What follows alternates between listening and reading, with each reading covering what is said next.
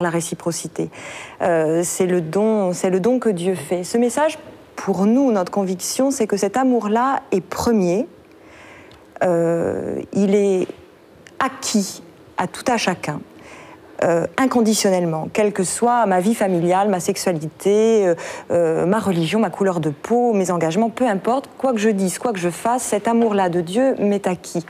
Et c'est là où, une fois que cette grâce de Dieu, qui est première, j'en ai la conviction et j'accepte de la recevoir, je la reçois et j'ai envie d'y répondre à cet amour, c'est là où je reçois en même temps dans ce nom une liberté extraordinaire. C'est-à-dire que là, ça me libère pour vivre dans ce monde, parce qu'on vit tous ensemble, qu'il faut bien se donner des règles, parce qu'il faut bien essayer de se poser des questions sur comment je fais de la morale, comment je fais de l'éthique, comment je vis de la famille. Mais l'enjeu de ce respect de la loi n'est pas, si je ne le fais pas, Dieu ne m'aime plus. C'est Dieu m'aime de toute façon. Et j'essaye de vivre selon ce qu'il me propose de vivre avec lui. Mais vous voyez, le poids n'est plus le même. Et ça, vous parliez de liberté, pour moi, c'est la véritable expérience de la liberté. Je comprends, mais il y a beaucoup de gens qui ne croient pas en Dieu. Et j'ai bien conscience de ça. C'est très difficile. C'est peut-être intéressant de noter que vous avez utilisé donc les termes grecs d'Eros, Philia et Agapé, et qu'Agapé a été traduit en latin par caritas, et caritas était la notion de charité et qui s'applique beaucoup plus largement que simplement au sein de la famille. Et donc, c'est peut-être la réconciliation entre l'attention qu'on doit porter à ses proches, très proches, et celle qu'on doit porter au reste du monde. Et c'est peut-être là qu'il y a aujourd'hui une petite difficulté dans notre société. Le statut de la famille étant très particulier, très différent de celui de l'ensemble de la société. Nous allons poursuivre ce débat. Il y a des enfants qui n'ont pas de famille, des enfants aussi qui en ont une, mais que la justice doit éloigner pour des raisons que nous ne développerons pas ici. Cet éloignement peut durer plusieurs années. En France, pour ne pas séparer les frères et les sœurs, la fratrie, des villages d'enfants existent. On en compte une dizaine qui s'occupent de plus de 500 enfants en France. Valérie Manuel s'est rendue dans l'un de ces villages où les adultes tentent de préserver une sorte de vie de famille sans pour autant remplacer les parents. Vous êtes donc à Mizy, vous êtes dans un village d'enfance et la vocation de ce village, comme tous ceux de la fondation Mouvement Village d'enfants, c'est d'accueillir des fratries. Ouvre-moi la porte, toi qui as la clé de la grande école du monde. Ce n'est pas facile de t'y faire entrer, mais je vais quand même essayer. Donc la vie dans les pavillons, eh bien c'est, j'ai envie de dire, une vie qui est calquée sur un déroulement de vie familiale. On ne peut pas dire que ce soit comme une vie de famille parce que ce ne sont pas des familles, ce sont des professionnels. Les enfants font bien la différence et c'est important. Je vais aller finir de préparer le repas du soir et je te laisse. Nico. On essaie de recréer quelque chose qui ressemble le plus possible à une unité de vie familiale. On respecte ici les familles pour ce qu'elles sont, avec leur potentiel et leurs difficultés. Et les enfants le savent, et les familles aussi. Et on est très peu en conflit avec les familles.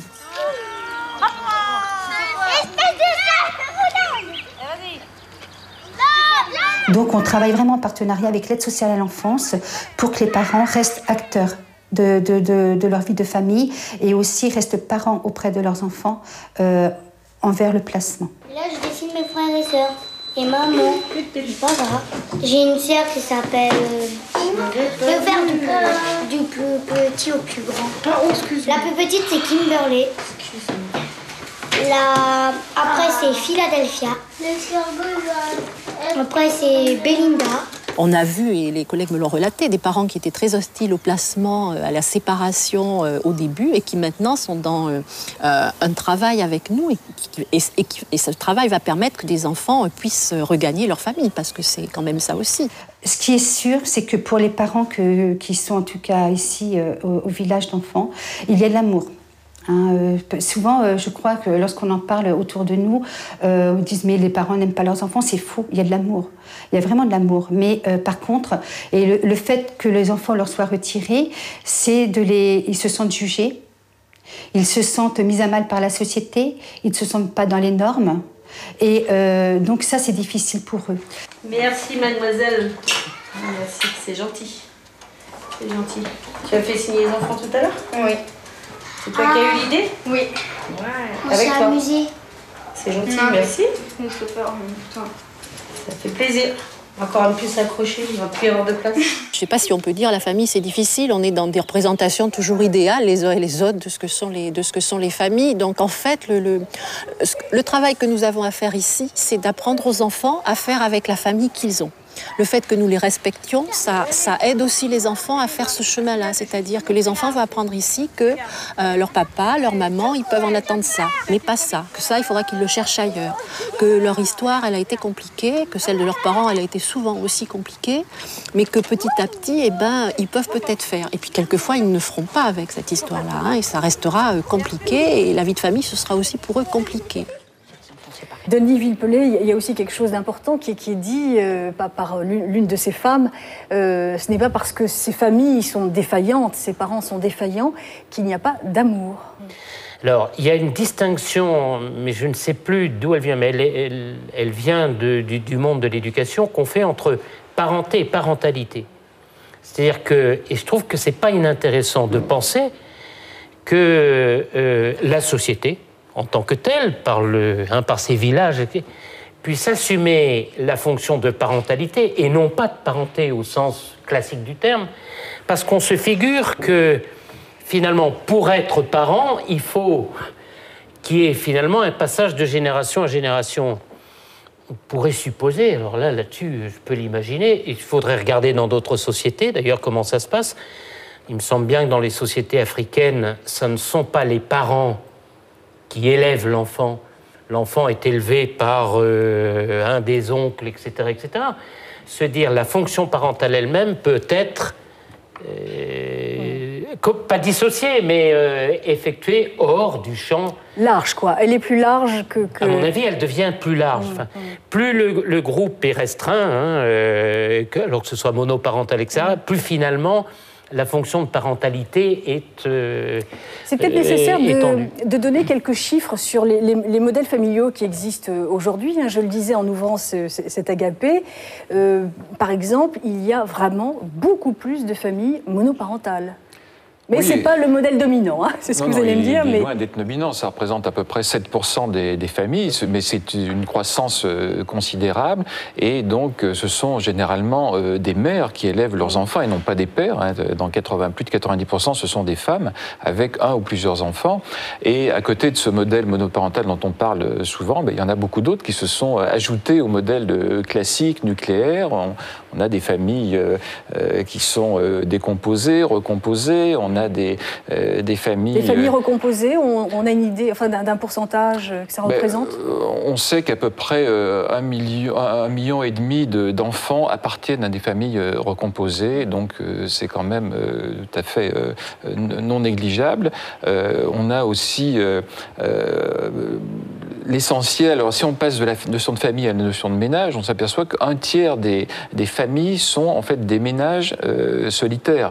Alors pour des raisons diverses, soit parce qu'ils sont en transition entre deux états conjugaux, soit parce qu'il y a des cohabitations entre les membres du couple, etc. Donc on ne peut pas en faire toute la liste, mais il y a beaucoup de façons de vivre le couple et la famille. Et pour revenir à ce reportage, qui est évidemment intéressant en tant qu'expérience, je crois, comme vous le disiez, que la question, c'est de savoir si on peut impunément, ou en tous les cas, comment le faire au mieux, séparer la fonction affective qui est liée à la relation parent-enfant et la fonction éducative qui, normalement, est dévolue aux mêmes personnes. Dans ces cas-là, elles sont séparées. Est-ce qu'on peut remplir cette fonction éducative en n'allant pas jusqu'à la fonction affective, puisque ce sont, on nous l'a bien dit, des professionnels. Donc, il ne faut pas qu'ils s'investissent non plus trop affectivement. À l'inverse, est-ce qu'on peut redonner aux parents affectifs progressivement cette fonction éducative qu'ils ont perdue, peut-être temporairement? C'est ce type d'expérience qui nous le dira s'il fonctionne. J'aimerais là qu'on parle du vécu, du concret là, des familles aujourd'hui. On entend très souvent dire, Elisabeth Ronesco, que la famille, c'est compliqué. Quand même, un mot. Je voudrais rendre hommage au mouvement des placements familiaux. Pour une raison historique, c'est que c'est ma mère qui les a introduits en France dans les années 50. Et c'est quand même l'héritage de tout le mouvement psychanalytique qu'on a aujourd'hui, de la pédopsychiatrie. C'est des enfants séparés, ce qu'on appelle souvent, donc pour des situations transitoires. Et c'est quelque chose d'extraordinaire, de faire des choses comme ça. Alors, ça peut être en fratrie ou pas, mais l'idée des placements, c'est une grande idée qu'il ne faut pas abandonner. C'est une idée républicaine. Voilà. Alors, bon. Et la famille, c'est compliqué. On revient à ma famille est compliquée. Voilà, mais ça, c'est compliqué pour tout le monde. Et c'est à la fois très compliqué et très simple, la famille. C'est compliqué parce que les relations entre parents et enfants sont devenues complexes pour plusieurs raisons qu'on ne va pas tout exposer. Mais c'est d'abord le droit de l'enfant, c'est-à-dire les enfants. Et c'est ça la vraie crise de l'autorité. Je veux dire, pas dans les banlieues, parce que là, il y a destruction de la famille, c'est autre chose. Hein, mais disons que la crise de l'autorité qu'on trouve, c'est tout simplement parce que les enfants ont beaucoup plus de droits qu'avant. Les enfants, avant, ils étaient la propriété des parents. Donc, ils sont élevés maintenant avec des droits. Bon. Les femmes ont beaucoup plus de droits qu'avant. Et donc, ça devient de plus en plus complexe. Sans parler des enfants, enfin, il y a une autre catégorie de personnes de la famille dont le problème va se poser très sérieusement. On surinvestit les familles, c'est les problèmes des personnes âgées. Il y a une quatrième génération qui arrive dans la famille. C'est-à-dire qu'on focalise toujours sur l'enfant. Évidemment, c'est beaucoup plus porteur de vie et d'espérance, je le conçois. Mais il y a une réalité à laquelle ma génération va être confrontée en plein. C'est les personnes très âgées qui ont des fins de vie compliquées, avec des problèmes cognitifs énormes, etc. C'est un problème majeur et on renvoie un discours très... là, on investit la famille, c'est-à-dire on interpelle la famille en leur demandant que faites-vous de vos anciens, de vos personnes âgées, et la société ne pourra pas répondre à tous les problèmes liés à cette position. C'est vrai que la famille a changé de dimension et ceci de plusieurs façons. D'abord parce qu'elle est aujourd'hui multigénérationnelle. Au cours à un même moment contemporain, il y a souvent 4 générations qui coexistent, alors je ne dis pas qu'ils cohabitent, parce qu'ils cohabitent parce que la famille est aujourd'hui complètement éclatée géographiquement. Il y en a de plus en plus souvent 5. Au cours d'une même vie, un enfant qui naît aujourd'hui va connaître vraisemblablement 7 générations, ce qui est totalement inédit dans l'histoire de notre société.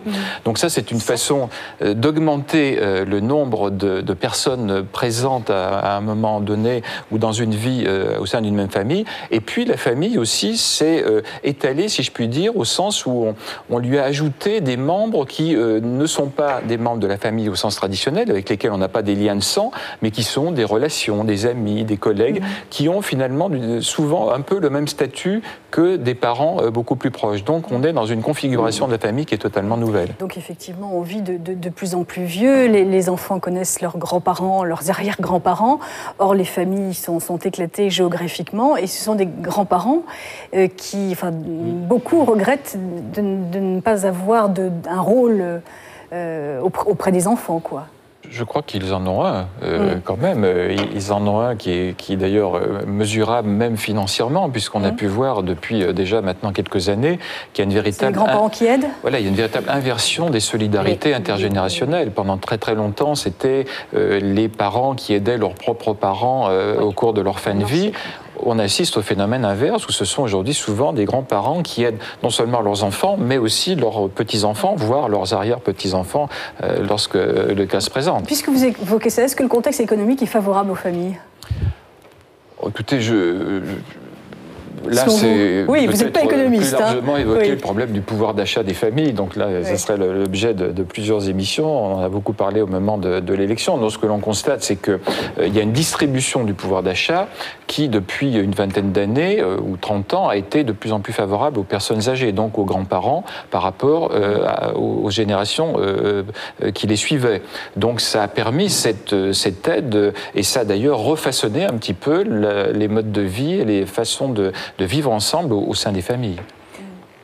Sur le rôle des grands-parents, juste, je voudrais dire un mot. C'est vrai que la famille, c'est le lieu où se joue quelque chose aussi de l'héritage et de la transmission.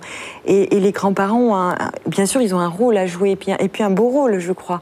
Et même s'il est très mal mené par la société actuellement, parce que c'est vrai qu'on est éclatés, on vit loin les uns des autres, etc.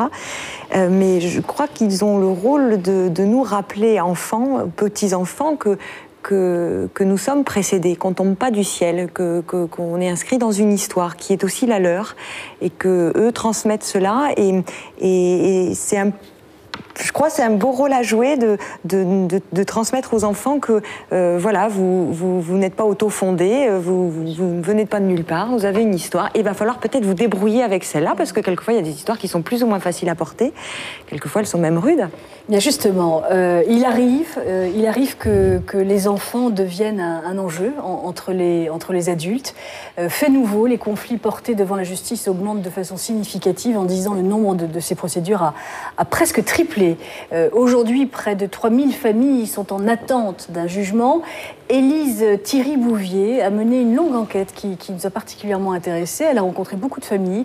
Et parmi toutes ces histoires, il y a celle d'une jeune fille de 20 ans, une jeune fille blessée. À 15 ans, elle perd sa mère. Elle est alors l'aînée de 4 enfants. Une épreuve qui sera aussitôt suivie d'une autre épreuve. Je précise que cette jeune fille est aujourd'hui étudiante en art du spectacle. Un témoignage fort. En octobre 2001, on a diagnostiqué un cancer du sein sur ma mère. Et donc au départ, mon père nous a tenu à l'écart pour nous protéger, etc. Mais elle est décédée 3 mois plus tard, au mois de janvier 2002. Parce que c'était un cancer foudroyant, on n'avait rien à faire en fait. Et nos grands-parents sont tout de suite emparés d'elle et de nous pour nous éloigner de notre père qu'ils ont toujours détesté. Ce qui m'a fait changer, ce qui m'a fait réaliser que j'étais complètement manipulée, c'est le jour où je suis allée dire adieu à ma mère à l'hôpital. Donc j'étais avec mon plus grand petit frère. On est arrivés dans la chambre, elle était là.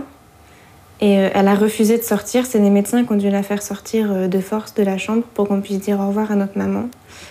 Et elle a fait un scandale dans le couloir en disant que tout le monde avait tué sa fille, qu'on lui avait volé sa fille. Et du coup, nous, on a eu 5 minutes pour dire adieu à notre maman. 5 minutes. Là, je me suis dit que ma grand-mère, franchement, elle n'avait pas forcément un fond gentil.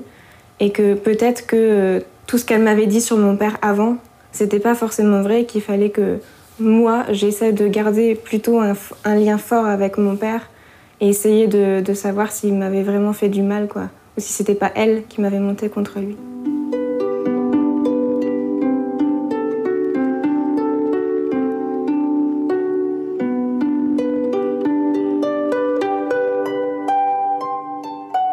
Donc au bout de quelques mois, ils ont assigné mon père en justice pour obtenir un droit de visite et d'hébergement sur nous 4. Pendant ce temps-là, ils nous harcelaient un petit peu au téléphone en nous insultant, surtout moi en fait, parce que j'étais la plus grande. Ma grand-mère m'a accusée d'être à l'origine du cancer de ma mère parce que quand je suis venue au monde, ma mère n'avait que 20 ans.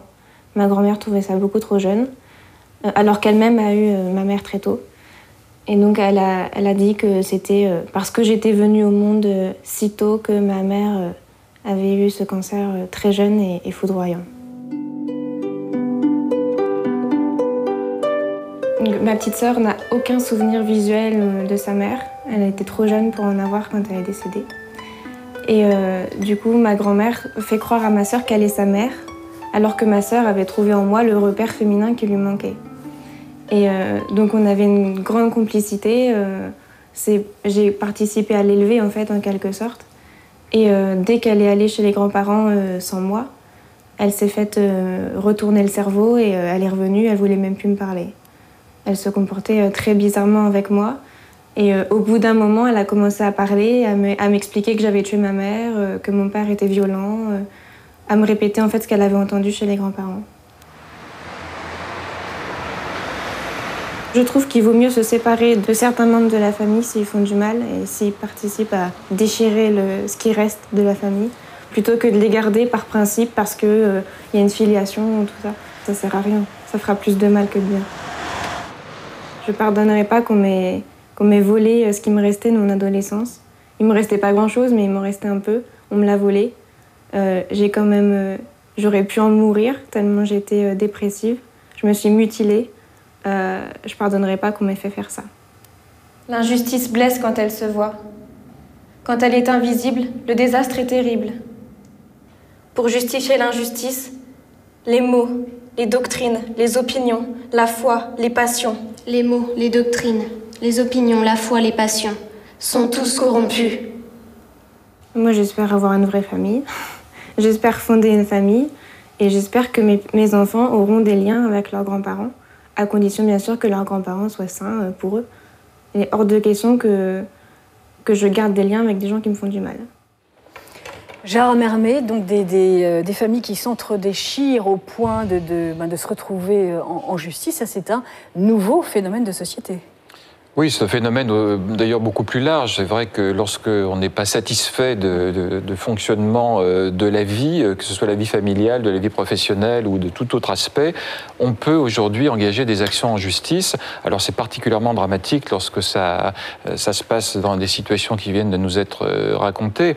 Je crois que heureusement, bon, cette affaire se termine bien, enfin bien. En tous les cas, elle aurait pu se terminer beaucoup plus mal. Mais ça montre, en tous les cas, quelque chose que moi j'observe depuis quelques années, c'est une famille qui est de plus en plus sélective ou élective, c'est-à-dire qu'on ne se sent pas obligé, ou moins qu'avant, de fréquenter l'ensemble des membres de sa famille et qu'on choisit ceux avec qui on a des affinités, ceux avec lesquels on a une vraie communication, une vraie relation, et parfois ça amène à exclure les autres. Donc c'est évidemment dans un cas extrême comme celui-là, c'est ce qui s'est passé. Oui, ben justement, Denis Villepelé, cette jeune fille, vous l'avez entendu, dit, dans certains cas, comme il n'est plus possible d'aller loin dans cette relation, il vaut mieux se séparer d'un membre de la famille. Vous êtes tous les deux d'accord ? Bien sûr, oui, tout en articulant, bien sûr. C'est ce que on je ne disais. parlera pas précisément de cette affaire, puisqu'on n'a pas entendu la grand-mère. Mais bon, dans l'absolu. C'est ce que je disais en en début d'émission. Quand la vie n'est plus possible, quand c'est mortifère, quand la parole ne circule plus, bien évidemment, il n'y a pas le sacrifice a déjà été fait, il n'y a pas besoin de le refaire. Denis Villepelé. Sans aller sur ce cas extrême, et je suis tout à fait d'accord, je veux dire, s'il y a une personne en danger, d'ailleurs l'État républicain français est tout à fait capable d'honorer ces choses-là. Non, mais vous êtes d'accord avec ce qu'elle dit ? Il vaut mieux se séparer d'un membre de sa famille. Moi, je ne suis pas à la place de... Oui. Ce que je veux dire, c'est que à partir du moment où la famille est un lieu d'investissement affectif fort, donc un lieu de passion, un lieu de haine, un lieu de... Et ça peut être ça, de façon très forte. Que c'est un lieu de différence. Ça, on n'a pas beaucoup dit. Les parents n'ont pas l'âge des enfants. Il y a femmes et hommes, il y a des générations, c'est-à-dire un lieu dont on pourrait se dire, mais comment ça fait-il que ça fonctionne ? Oui. Enfin, on peut tout à fait comprendre et piger que, au lieu d'être, au lieu d'être pacifié, etc., ça devienne impossible à vivre. Je voulais simplement terminer là-dessus. C'est très curieux. On ne parle jamais de guerre familiale au sens... On parle de guerre fratricide. Et on sait bien que les guerres fratricides, on a des exemples en ce moment ailleurs, etc., sont beaucoup plus violentes que toutes les autres guerres. Et je me demande pourquoi on ne parle pas de guerre familiale. C'est-à-dire que, pas simplement dans la fratrie, mais entre les parents, les frères, etc. C'est plus que ça, c'est une obligation. Dans ces cas-là, bien entendu, c'est pas mieux vaut, c'est obligatoire. Vous avez là un cas qui est d'ailleurs fréquent. Il ne passe pas forcément en justice. Au fond, ce que j'ai bien entendu, c'est que cette femme rendait responsable la fille de la mort de sa mère. C'est à cause de... Bon, ça je ne préférerais pas qu'on rentre en détail dans cette histoire-là. Mais ça, c'est extrêmement fréquent. Vous n'avez pas toujours... Ça ne va pas en justice, mais la famille est aussi le lieu de toutes ces horreurs-là. Les enfants pris en otage, ce que vous dites, c'est que c'est fréquent. Bien sûr. Donc la famille, c'est le pire, le meilleur, et on ne peut pas s'en passer. Alors, il n'y a pas que la justice, là, pardon. Il y a la psychanalyse, la psychothérapie, les gens peuvent aller... on voyait tout à l'heure les placements, il y a toutes sortes de possibilités qui ne sont pas à la justice d'aider les gens qui sont en difficulté. Et notamment la psychanalyse des enfants, je veux dire, c'est des gens qui sont dans des situations aussi épouvantables, il faut qu'ils aillent parler à quelqu'un, parce que toujours le risque, c'est de reproduire à son insu la même chose que ce qu'on a vécu. Vous savez que beaucoup d'enfants battus, maltraités, maltraitent leurs propres enfants, ça existe. Voilà. Donc, en effet, là, c'est une nécessité de séparer. Il faut séparer les enfants des parents qui ont abusé totalement leur droit et où il y a des violences psychiques. Il y a aussi donc des familles qui enferment, des familles qui manipulent. C'est-à-dire que la famille idéale, généreuse... Non. Ben ça, c'est famille, je vois, les nourritures terrestres, c'est exactement ça. C'est l'enfermement, c'est la... Mais, pardon, c'est le pire, le meilleur. Oui, mais le cri de vide, c'est vraiment ça. C'est le reproche, c'est l'enfermement. C'est-à-dire, au fond, on tient les deux dans la famille. C'est en même temps, l'idéal, c'est le nid douillet, le confort, on se sent bien protégé parce qu'on peut vivre en vérité dans la confiance, l'intimité, protégé, etc. Et puis en même temps, c'est aussi le lieu où il faut partir.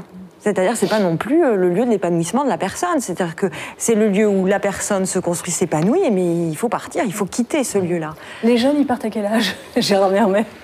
Ils partent de plus en plus tard, aux alentours de 25 ans, dans à peu près la moitié des cas pour les garçons. Les filles partent un petit peu plus tôt, s'émancipent plus précocement. Mais ce que je voudrais dire simplement, c'est que cette affaire, parmi beaucoup d'autres, existe. Elles ont toujours existé.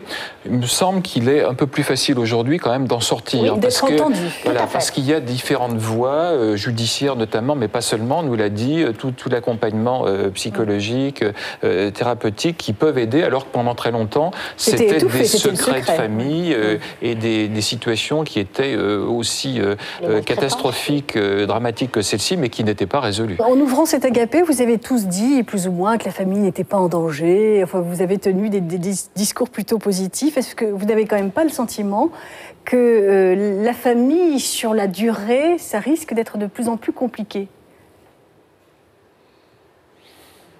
La faire durer. Mais oui. Il y a un grand blanc. Non, ça dure tout seul. Oui. Et ce qui se passera, et ça se passe déjà assez largement, c'est qu'il y aura vraisemblablement plusieurs familles au cours d'une même vie, puisque les vies sont plus longues, le monde est plus complexe, et donc il y a une espèce de zapping familial, pardon de l'expression, qui s'est déjà beaucoup développé, et ça donne, entre autres choses, les familles recomposées. Je pense qu'on va vers des vies familiales multiples, successives, alors parfois simultanées, et qu'on peut le regretter ou s'en féliciter, mais je crois qu'on est peut-être plus nombreux à le regretter, mais c'est comme ça. Pour conclure, tous les deux, des familles qui, sur la durée, enfin, donc plusieurs vies de famille dans une vie, vous y croyez? Pas du tout impossible. Je ne suis pas prophète là-dessus. Oui. Ça existe. Oui. C'est pas, là, il n'y a pas besoin d'être prophète, ça existe, c'est déjà la réalité. Oui.